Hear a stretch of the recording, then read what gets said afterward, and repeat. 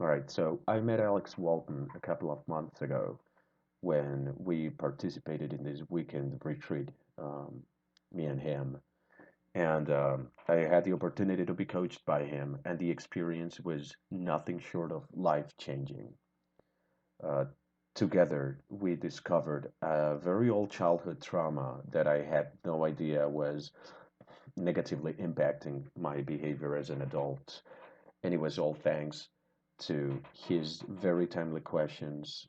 He seems to have a talent of asking exactly the right questions to get you there, to get you to go deeper into yourself, and to get you to manifest the underlying reality beneath, the more day-to-day cognitive processes.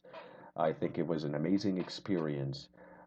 He's a person who really knows how to listen. I thought his coaching practices were brilliant, and his strategies to get you to go deeper inside, like I said, were absolutely fantastic. It was an absolute pleasure working with him, and I would for sure, book more coaching sessions with him.